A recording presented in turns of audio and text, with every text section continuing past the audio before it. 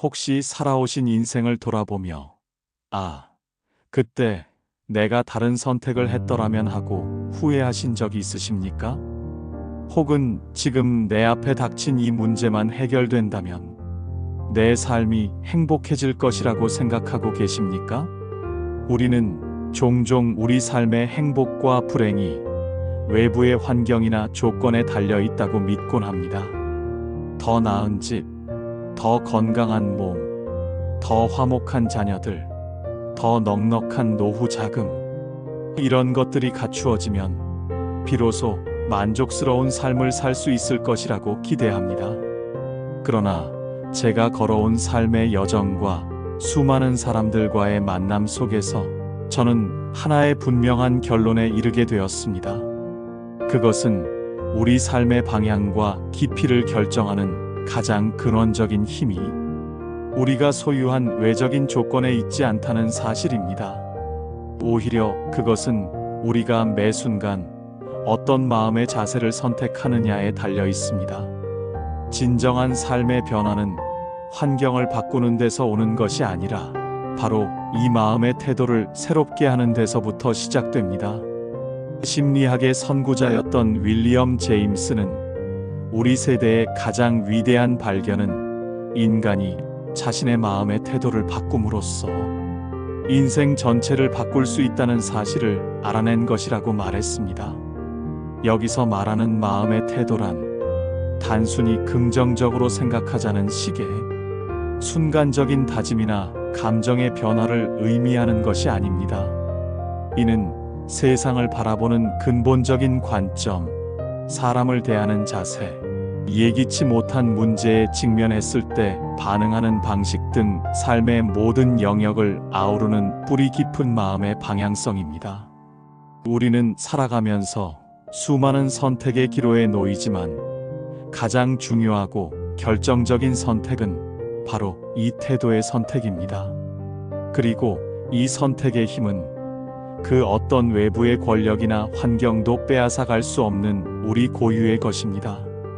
정신과 의사였던 빅토르 프랭클의 이야기를 들어보십시오.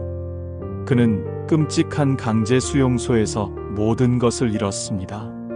재산, 지위, 건강, 심지어 사랑하는 가족까지 모두 빼앗겼습니다. 인간으로서 누릴 수 있는 모든 자유가 박탈된 그 절망의 공간 속에서 그는 인간이 가진 최후의 자유에 대해 깊이 사색했습니다. 그리고 마침내 깨달았습니다. 누구도 침범할 수 없는 최후의 영역, 그것은 바로 주어진 상황에 어떤 태도를 보일 것인가를 스스로 선택할 자유였습니다.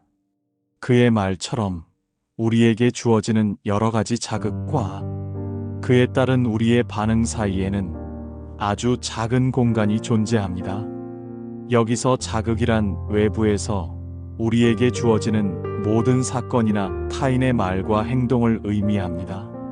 예를 들어 자녀에게서 서운한 말을 듣는 것, 갑작스러운 병의 진단을 받는 것, 경제적인 어려움에 처하는 것, 이 모든 것이 우리에게는 자극이 될 수 있습니다. 그리고 반응이란 그 자극에 대해 우리가 보이는 감정적, 행동적 응답을 말합니다. 서운한 마음에 분노를 터뜨리거나 절망적인 소식에 좌절하여 모든 것을 포기해버리는 것이 바로 반응입니다. 빅토르 프랭클이 발견한 위대한 진실은 이 자극과 반응이 자동적으로 연결된 것이 아니라 그 사이에 우리가 개입하여 생각하고 선택할 수 있는 자유의 공간이 있다는 사실입니다. 이 공간의 크기는 곧 그 사람의 인격적 성숙도를 보여줍니다. 내면이 미성숙한 사람은 외부의 자극에 즉각적으로 거의 반사적으로 반응합니다. 누가 자신을 조금만 건드려도 쉽게 화를 내고 작은 칭찬에도 금방 우쭐해집니다. 그에게는 이 선택의 공간이 거의 없습니다. 그러나 내면이 성숙한 사람은 그 공간 안에서 잠시 멈추어 섭니다. 그는 주어진 상황을 여러 각도에서 조망하고 자신의 요동치는 감정을 가만히 들여다보며 어떤 반응이 가장 지혜롭고 선한 것인지를 숙고합니다. 이 사색과 성찰의 과정을 통해 그는 감정의 노예가 되거나 상황에 이끌려 다니는 대신 주체적으로 자신의 태도를 선택하는 진정한 자유를 누리게 됩니다. 이 자유를 스스로 포기하는 것은 인간에게 주어진 가장 소중한 권리를 내던지는 것과 같습니다. 성경 잠언 4장 23절은 우리에게 이렇게 권면합니다. 모든 지킬 만한 것 중에 더욱 내 마음을 지키라. 생명의 근원이 이에서 남이니라. 우리의 모든 삶이 바로 이 마음에서 비롯되기에 그 마음의 태도를 지키고 선택하는 것이 무엇보다 중요함을 일깨워주는 말씀입니다. 그렇다면 이 중요한 태도를 선택하는 능력은 어디에서 나오는 것일까요? 저는 그 근원이 바로 자존감에 있다고 생각합니다. 여기서 말하는 자존감은 자신을 다른 사람보다 우월하다고 여기는 교만이나 근거 없는 자신감이 아닙니다. 그것은 자신의 존재 가치를 있는 그대로 인정하고 존중하는 깊고 고요한 마음입니다. 그리고 이 자존감의 깊이와 견고함은 우리가 스스로를 누구라고 생각하는지, 즉 우리의 정체성에 의해 결정됩니다. 많은 사람들이 평생 자신의 가치를 타인과의 비교를 통해 확인하며 살아갑니다. 다른 사람보다 더 좋은 집에 살고, 자녀가 더 좋은 대학에 가고, 남들보다 더 건강할 때 비로소 자신의 가치를 느끼고 안도합니다. 이러한 삶의 방식은 자신을 하나의 상품으로 여기는 것과 같습니다. 상품의 가치는 시장의 논리에 따라 다른 상품과의 비교를 통해 결정됩니다. 더 새롭고 더 나은 기능을 가진 상품이 나오면 기존의 상품은 가치가 떨어지고 결국에는 사람들의 기억 속에서 잊힙니다. 이처럼 자신을 상품으로 여기는 사람은 끊임없는 비교와 경쟁의 굴레 속에서 불안과 열등감 혹은 헛된 우월감에 시달리며 평생 마음의 평안을 누리지 못합니다. 그러나 우리의 진정한 정체성은 그런 것이 아닙니다. 헨리 나우에는 우리가 하나님의 사랑받는 자녀라는 정체성을 회복할 것을 평생에 걸쳐 외쳤습니다. 또한 C.S. 루이스는 그의 여러 저작을 통해 우리가 그리스도 안에서 새로운 피조물이 되었음을 논증했습니다. 이러한 관점에서 볼 때 우리 각자는 세상에 단 하나밖에 없는 하나님의 독창적인 작품입니다. 한번 생각해 보십시오. 위대한 예술가의 작품 가치가 다른 작품과의 비교를 통해 매겨지던가요? 레오나르도 다빈치의 모나리자가 미켈란젤로의 피에타상보다 더 뛰어나다고 말할 수 없습니다. 각 작품은 그 자체로 고유한 아름다움과 대체 불가능한 가치를 지닙니다. 마찬가지로 우리가 하나님의 손으로 빚어진 유일무이한 작품이라는 정체성을 가질 때 우리는 더 이상 타인과 자신을 비교하며 에너지를 소모하지 않게 됩니다. 그는 다른 사람의 성공을 시기하는 대신 진심으로 축복하고 자신의 부족함에 절망하는 대신 그것마저도 자신의 작품을 구성하는 독특한 일부로 끌어안을 수 있는 내면의 힘을 갖게 됩니다. 그는 자신의 삶이 이 세상에 단 한 번 주어진 소중한 작품을 완성해 나가는 과정임을 압니다. 이러한 정체성의 깨달음은 우리의 마음을 새롭게 합니다. 성경 로마서 12장 2절은 이렇게 말씀합니다. 너희는 이 세대를 본받지 말고 오직 마음을 새롭게 함으로 변화를 받아 하나님의 선하시고 기뻐하시고 온전하신 뜻이 무엇인지 분별하도록 하라. 여기서 세상을 본받는다는 것은 세상의 가치 기준, 즉 비교와 경쟁을 통해 자신을 상품화하는 삶의 방식을 따르는 것입니다. 그러나 마음을 새롭게 함으로 변화를 받는다는 것은 하나님 안에서 발견한 작품으로서의 정체성을 가지고 세상과 나 자신을 바라보는 태도의 전환을 의미합니다. 이러한 태도의 변화가 일어날 때 우리는 비로소 외부의 자극에 흔들리지 않고 우리에게 주어진 마지막 자유, 곧 태도를 선택할 자유를 온전히 누릴 수 있게 됩니다. 삶의 모든 순간은 우리에게 어떤 태도를 선택할 것인지를 묻고 있습니다. 그 질문 앞에서 우리가 어떤 정체성을 가지고 어떤 대답을 내놓느냐에 따라 우리의 남은 삶은 전혀 다른 모습으로 빚어져 갈 것입니다. 그런데 여기서 아주 중요한 질문이 하나 생깁니다. 그 모든 것을 이겨낼 태도를 선택할 힘이 과연 우리 자신에게서 나오는 것일까요? 우리가 하나님의 작품이라는 정체성을 붙들려고 애쓸 때 우리를 가로막는 가장 큰 현실은 바로 우리 자신의 연약함입니다. 우리는 너무나 쉽게 넘어지고 상처받고 절망합니다. 그렇다면 이 연약함의 문제는 어떻게 해야 할까요? 오랜 시간 동안 저는 제 자신의 가치가 제가 가진 능력과 성취에 달려 있다고 믿어왔습니다. 더 강해져야 하고 더 지혜로워져야 하며 다른 이들에게 인정받을 만한 무언가를 끊임없이 증명해야만 제 존재의 의미를 찾을 수 있다고 생각했습니다. 그러나 제 삶의 깊은 골짜기를 지나는 동안, 그리고 하나님의 말씀을 더욱 깊이 묵상하는 과정 속에서 저는 제가 붙들고 있던 모든 것들이 얼마나 부서지기 쉬운 것들이었는지를 깨닫게 되었습니다. 진정한 힘은 나의 강함이 아니라 오히려 나의 연약함을 온전히 인정하고 드러낼 때 비로소 임하는 하나님의 능력에 있음을 배우게 되었습니다. 성경 고린도후서 4장 7절은 저의 이러한 깨달음을 가장 명확하게 보여주는 말씀입니다. 우리가 이 보배를 질그릇에 가졌으니 이는 심히 큰 능력은 하나님께 있고 우리에게 있지 아니함을 알게 하려 함이라. 이 말씀에 나오는 질그릇이 바로 우리 자신, 인간의 본질을 가리킵니다. 질그릇이 어떤 그릇입니까? 흙으로 빚어져서 조금만 부딪혀도 쉽게 깨지고 금이 갑니다. 값비싼 보석으로 장식되어 있지도 않고 그 자체로는 특별한 가치를 지니지 않는 아주 평범하고 흔한 그릇입니다. 저 역시 제 과거를 돌아볼 때 수많은 흠과 약점, 실패와 상처로 가득한 질그릇과 같았음을 고백하지 않을 수 없습니다. 세상의 기준에서 볼 때 내세울 것 하나 없는 그저 보잘것없는 존재였습니다. 그러나 놀라운 사실은 하나님께서는 바로 이 연약하고 깨지기 쉬운 질그릇 안에 보배를 담아두셨다는 것입니다. 이 보배는 바로 우리 안에 내주하시는 성령의 능력이요 하나님의 영광을 아는 빛입니다.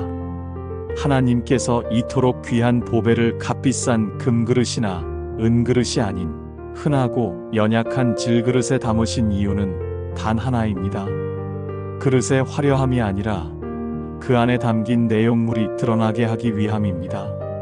만약 우리가 완벽하고 강한 존재였다면 우리를 통해 나타나는 모든 능력과 영광이 마치 우리 자신에게서 비롯된 것처럼 착각하고 교만해졌을 것입니다. 그러나 우리가 본질적으로 깨지기 쉬운 질그릇임을 알기에 우리 삶을 통해 드러나는 모든 선한 것과 위대한 능력은 전적으로 하나님께로부터 온 것임을 고백할 수밖에 없습니다. 우리의 연약함은 부끄러움의 대상이 아니라 오히려 하나님의 능력이 머무는 공간이 됩니다. 우리의 깨어짐은 절망의 끝이 아니라 그분의 빛이 새어나오는 통로가 되는 것입니다. 하나님의 일하시는 방식은 이처럼 세상의 지혜와는 근본적으로 다릅니다. 세상은 강하고 지혜로우며 영향력 있는 사람들을 높이 평가하고 그들을 통해 위대한 일이 이루어질 것이라 기대합니다. 그러나 하나님께서는 정반대의 길을 선택하십니다. 고린도전서 1장 27절에서 29절은 이러한 하나님의 주권적인 선택을 분명하게 선포합니다. 그러나 하나님께서 세상의 미련한 것들을 택하사 지혜 있는 자들을 부끄럽게 하려 하시고 세상의 약한 것들을 택하사 강한 것들을 부끄럽게 하려 하시며 하나님께서 세상의 천한 것들과 멸시받는 것들과 없는 것들을 택하사 있는 것들을 패하려 하시나니 이는 아무 육체도 하나님 앞에서 자랑하지 못하게 하려 하심이라. 이 말씀에 등장하는 단어들을 가만히 살펴보십시오. 미련한 것들, 약한 것들, 천한 것들, 멸시받는 것들. 이것들은 모두 세상이 외면하고 가치 없다고 여기는 것들입니다. 여기서 미련하다고 번역된 헬라어 몰라는 단순히 학식이 부족하다는 의미를 넘어 둔하고 어리석다는 뜻을 내포하고 있습니다. 또한 천하다는 뜻의 아그네는 가문이나 배경이 없어 뿌리 내리지 못한 존재를 의미합니다. 하나님께서는 의도적으로 세상이 어리석다고 여기는 자들, 힘없다고 무시하는 자들, 출신이 비천하여 멸시하는 자들을 선택하십니다. 그리고 이를 통해 스스로 지혜롭다 여기는 자들과 강하다고 자부하는 자들을 부끄럽게 만드십니다. 이는 우리가 가진 세상적인 지혜나 능력, 배경이 하나님 앞에서는 아무런 효력이 없음을 보여줍니다. 오히려 그러한 것들이 하나님을 의지하는데 방해가 될 수 있기에 하나님께서는 우리에게 세상의 지혜와 강함을 내려놓고 그분 안에서 차라리 미련하고 약한 자가 되라고 권면하십니다. C.S. 루이스가 그의 저서에서 지적했듯이 인간의 가장 큰 죄는 교만이며 이 교만은 스스로의 힘과 지혜를 의지하는 데서 시작됩니다. 하나님께서 약한 자를 들어 쓰시는 것은 바로 이 교만의 뿌리를 근본적으로 제거하시기 위함입니다. 하나님께서 이처럼 세상의 기준을 뒤엎는 선택을 하시는 궁극적인 목적은 말씀의 마지막 구절에 명시되어 있듯이 아무 육체도 하나님 앞에서 자랑하지 못하게 하려 하심이라는 것입니다. 만약 우리의 성공이 우리의 지혜나 능력 덕분이라면 우리는 은연중에 그 공로를 자신에게 돌리며 하나님 앞에서 교만해질 것입니다. 그러나 우리의 연약함과 보잘것없음을 깊이 깨달은 사람은 자신의 삶에 나타난 모든 열매가 전적인 하나님의 은혜임을 알기에 결코 자신을 자랑할 수 없습니다. 그는 모든 영광을 온전히 하나님께만 돌려드릴 뿐입니다. 이스라엘의 초대 왕이었던 사울과 다윗의 삶은 이 원리를 극명하게 보여줍니다. 사울은 처음 왕으로 부름받았을 때 자신을 베냐민 지파 중에서도 가장 작은 자라고 고백할 만큼 겸손한 사람이었습니다. 그러나 왕이 된 후 그는 점점 교만해져서 하나님의 말씀에 순종하기보다 자신의 생각과 백성들의 여론을 따르기 시작했고 결국 하나님께 버림받았습니다. 반면에 다윗은 이새의 막내 아들로 아무도 주목하지 않는 목동이었습니다. 그는 자신의 힘이 아닌 만군의 여호와의 이름을 의지하여 거인 골리앗을 쓰러뜨렸습니다. 왕이 된 후에도 그는 큰 죄를 짓고 넘어졌지만 나단 선지자의 책망 앞에 철저히 자신의 죄를 회개하며 하나님께 긍휼을 구했습니다. 그는 자신의 연약함을 숨기지 않았고 평생토록 하나님의 은혜만을 의지하는 삶을 살았습니다. 하나님께서는 바로 이 다윗을 통해 당신의 위대한 구원의 역사를 이어가셨습니다. 결국 하나님께서 우리에게 원하시는 것은 위대한 능력이나 비범한 재능이 아닙니다. 그것은 자신의 본질이 한낱 질그릇에 불과함을 깊이 깨닫는 겸손한 마음입니다. 내가 아무것도 아니며 오직 내 안에 계신 하나님만이 모든 것이라는 철저한 자기 부인이 있을 때 비로소 하나님의 전능하신 능력이 우리의 삶을 통해 자유롭게 흐르기 시작합니다. 우리의 사명은 스스로 빛을 내는 존재가 되는 것이 아니라 우리 안에 담긴 보배이신 하나님의 빛을 투명하게 드러내는 통로가 되는 것입니다. 하지만 우리의 연약함을 인정하고 하나님을 의지하려 할 때 우리를 가장 힘들게 하는 것이 있습니다. 바로 우리 삶에 예고 없이 찾아오는 고난입니다. 하나님은 왜 사랑하시는 자녀에게 고통을 허락하시는 걸까요? 이 고통의 의미는 무엇일까요? 우리 삶의 여정에서 마주하는 고난과 환난의 시간들은 종종 하나님의 부재나 침묵의 증거처럼 느껴지곤 합니다.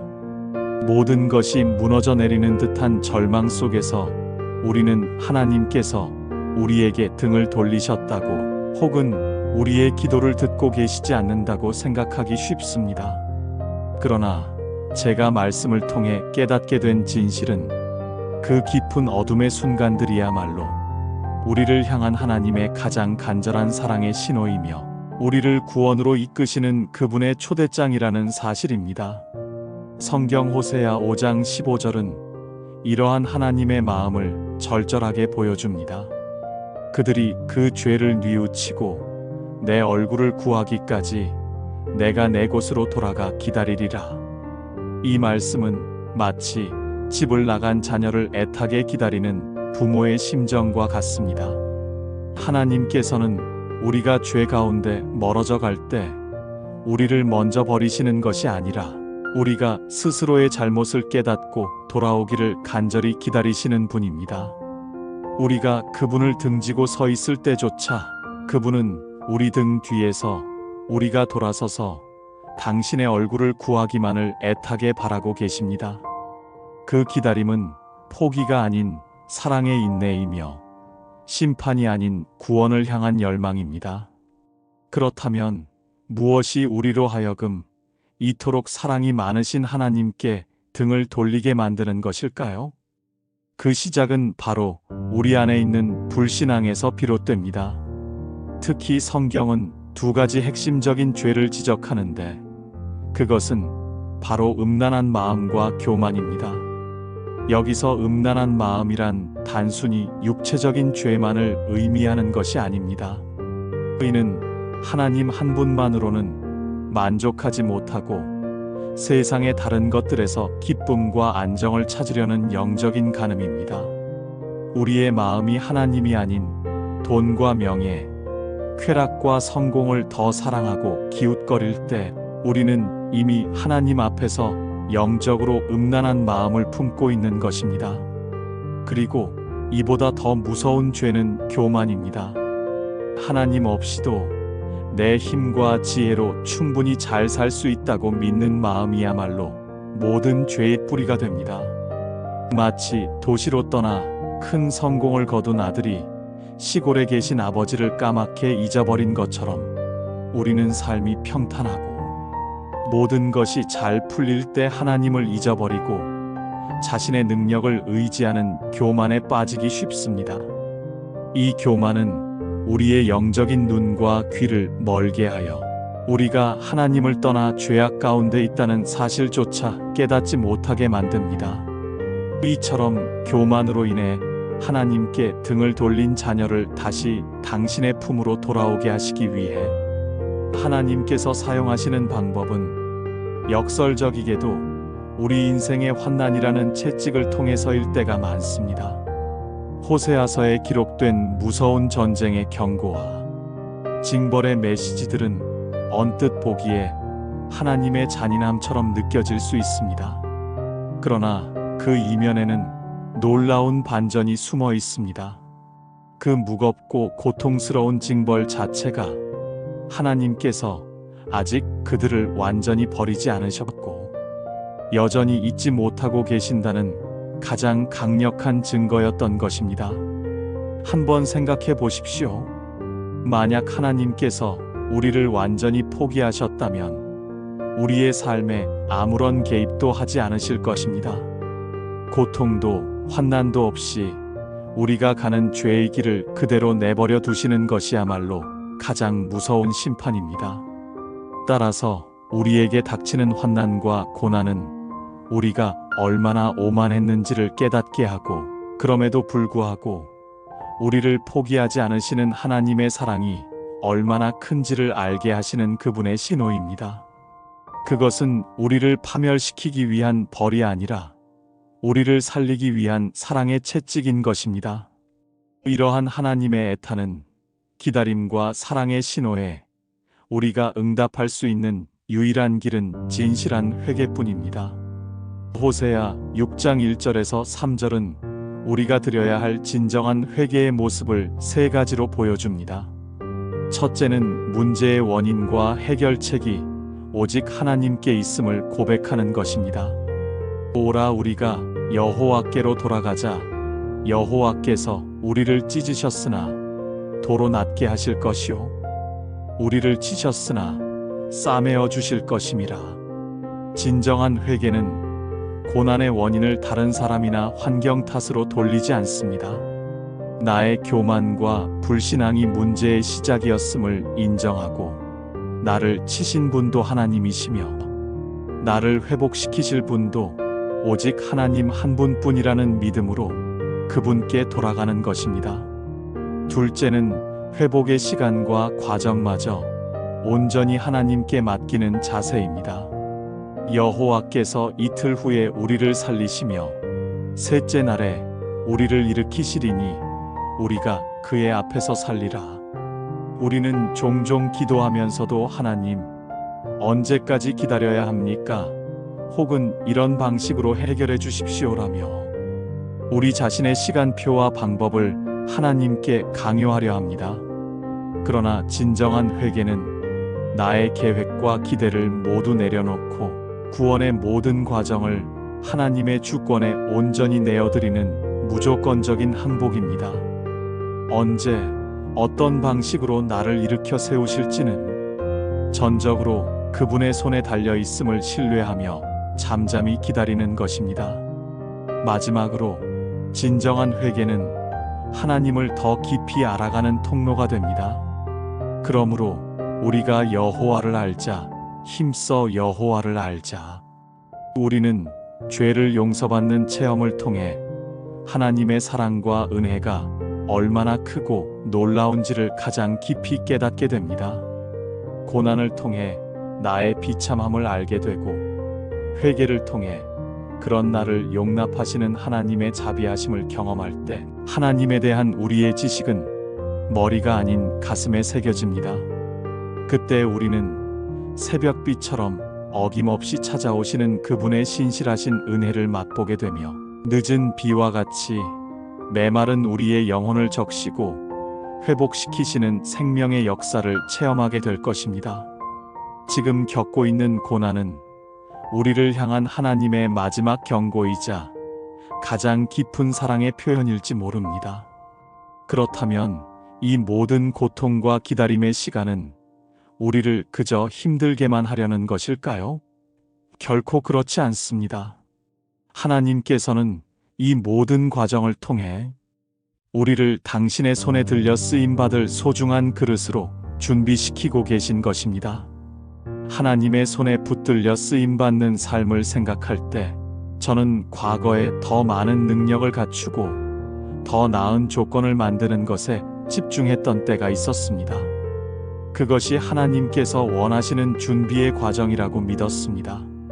그러나 제 삶에 찾아온 깊은 침묵의 시간, 모든 문이 닫히고 기대했던 기회들이 사라지며 인간적인 관계마저 뒤틀리는 광야의 시간을 지나오면서 저는 하나님의 준비시키심이 무언가를 더하는 과정이 아니라 오히려 비워내고 깎아내는 과정임을 처절하게 깨닫게 되었습니다. 그분은 한 사람을 사용하시기 전에 먼저 그 사람을 완전히 새롭게 빚으시는 시간을 가지십니다. 그 연단의 풀무불 속에서 우리는 9가지의 근본적인 변화를 경험하게 됩니다. 첫째는 관점의 변화입니다. 이전에 우리는 눈에 보이는 것, 손으로 계산할 수 있는 것, 당장 나에게 유익이 되는 것을 기준으로 현실을 판단하고 미래를 계획했습니다. 그러나 하나님께서는 그 모든 세상적인 기준들을 내려놓게 하십니다.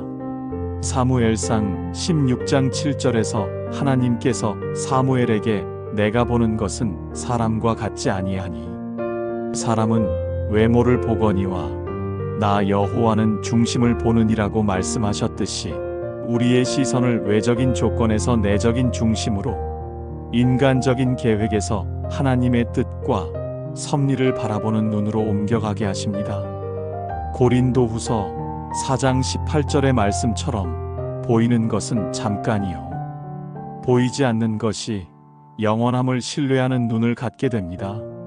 현실이 아무리 암담해 보여도 그 현실을 믿는 것이 아니라 보이지 않는 하나님의 약속의 말씀을 믿고 그분의 시간 안에서 잠잠히 기다리는 법을 배우기 시작합니다.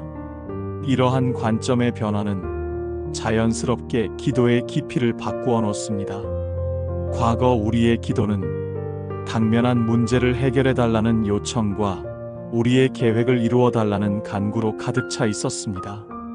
그러나 광야의 시간 속에서 기도는 더 이상 문제 해결을 위한 수단이 아닙니다. 그것은 응답이 더디고 상황이 나아지지 않더라도 하나님과의 동행 자체를 지켜내는 거룩한 자리가 됩니다.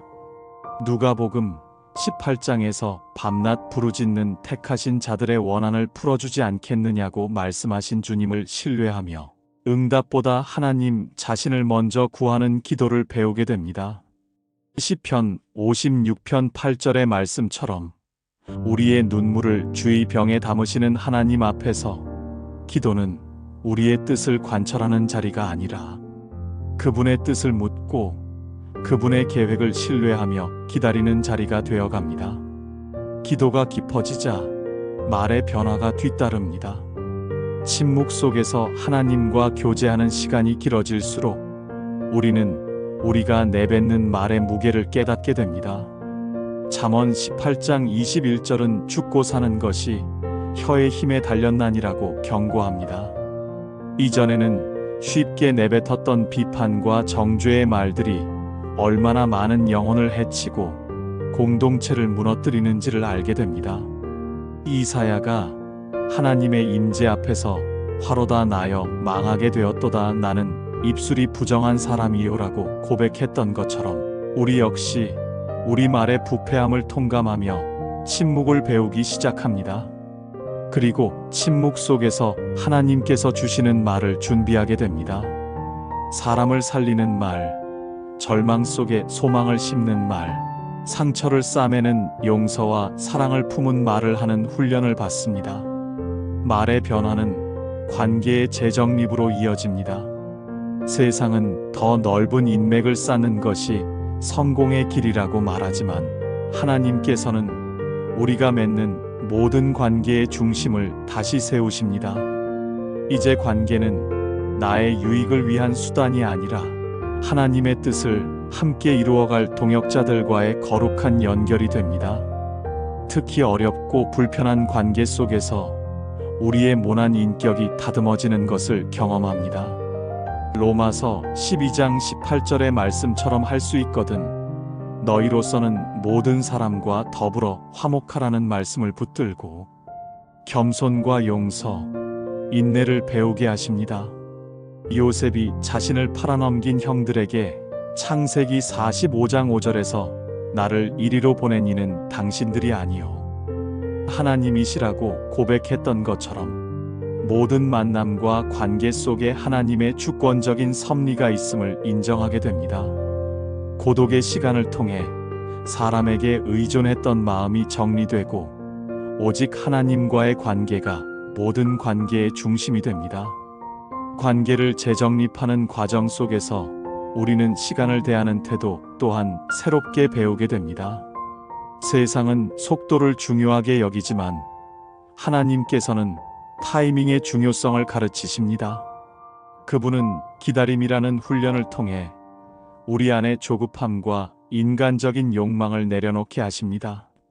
시편 27편 14절은 너는 여호와를 기다릴지어다 강하고 담대하며 여호와를 기다릴지어다라고 명령합니다. 기다림은 아무것도 하지 않는 시간이 아니라 기도하며 깨어 있으면서 하나님의 때를 준비하는 가장 능동적인 시간임을 알게 됩니다. 하나님은 우리의 기도에 대한 응답보다 그 응답을 받을 만한 그릇으로 우리가 먼저 준비되기를 기다리신다는 사실을 깨닫습니다. 베드로후서 3장 8절의 말씀처럼 주께는 하루가 1000년 같고 1000년이 하루 같다는 그분의 시간 속에서 우리의 시간표를 내려놓는 훈련을 받습니다. 기다림의 시간은 감정의 훈련을 위한 최적의 환경입니다. 외로움, 분노, 억울함, 불안과 같은 격한 감정들이 쉴 새 없이 몰아칩니다. 이전에 우리는 그런 감정들에 휘둘리거나 억누르기에 급급했습니다. 그러나 하나님께서는 그 모든 감정들을 숨기지 말고 정직하게 당신 앞에 쏟아놓되 그것들의 지배를 받지 않도록 우리를 훈련시키십니다. 히브리서 5장 7절에서 예수님께서 심한 통곡과 눈물로 간구와 소원을 올리셨던 것처럼 우리의 고통스러운 감정들을 기도로 승화시키는 법을 배웁니다. 시편 42편 11절에 내 영혼아 내가 어찌하여 낙심하며 어찌하여 내 속에서 불안해하는가. 너는 하나님께 소망을 두라는 말씀을 붙들고 요동치는 감정의 파도 속에서 하나님을 소망의 닻으로 삼는 훈련을 합니다. 이 모든 과정을 통해 우리는 우리 자신을 대하는 태도가 근본적으로 바뀌는 것을 경험합니다. 이전에는 우리 자신을 다른 사람과 비교하며 과대평가하거나 과소평가하는 극단을 오갔습니다. 그러나 하나님께서는 우리가 누구인지를 사람 앞에서가 아니라 오직 하나님 앞에서 정확히 아는 사람이 되게 하십니다. 고린도후서 12장 9절에 내 능력이 약한 데서 온전하여짐이라는 말씀처럼 우리의 부족함과 연약함을 더 이상 숨기거나 부끄러워하지 않고 오히려 그것을 하나님의 능력이 머무는 통로로 내어놓게 됩니다. 출애굽기 4장 11절에서 누가 사람의 입을 지었느냐고 물으시는 하나님 앞에서 우리의 무능함을 인정하고 이사야 43장 1절에 내가 너를 구속하였고 내가 너를 지명하여 불렀나니 너는 내 것이라는 말씀 안에서 우리의 참된 정체성을 발견합니다. 이렇게 자신에 대한 정직한 인식을 갖게 되자 우리는 비로소 고통스럽고 이해되지 않던 연단의 시즌을 수용할 수 있게 됩니다. 욥이 극심한 고난을 통과한 후에 욥기 42장 5절에서 내가 주께 대하여 귀로 듣기만 하였사오나 이제는 눈으로 주를 배움나이다라고 고백했던 것처럼 연단은 지식으로만 알던 하나님을 삶으로 경험하게 하는 과정입니다. 베드로전서 1장 7절의 말씀처럼 불로 연단하여도 없어질 금보다 더 귀한 믿음의 시련을 통해 우리 안에 있는 불순물들이 제거되고 오직 주님만 남게 되는 시간입니다. 길고 어두운 연단의 터널을 지나 마침내 우리가 깨어지고 우리 자신을 온전히 내려놓았을 때 하나님께서는 우리에게 새로운 사명을 맡기십니다. 그것은 세상이 주목하는 화려한 자리가 아닐 수 있습니다. 때로는 외롭고 조용하며 아무도 알아주지 않는 길일 수 있지만 그것은 분명 하나님의 뜻에서 비롯된 길입니다. 이제 우리는 우리의 영광을 위해 살지 않습니다. 매일 아침 하나님, 오늘 저는 누구를 위해 살게 하시겠습니까? 라고 물으며 그분의 영광을 위해 우리의 삶을 내어드리는 기쁨을 알아가게 됩니다. 이 모든 준비의 과정은 결국 우리라는 존재를 지우고 오직 하나님 한 분만을 드러내는 거룩한 작업이었습니다. 우리의 삶은 태도의 선택에서 시작하여 우리의 연약함을 깨닫고 고난 속에서 하나님의 부르심을 들으며 마침내 그분의 손에 쓰임받는 도구로 빚어져가는 위대한 여정입니다.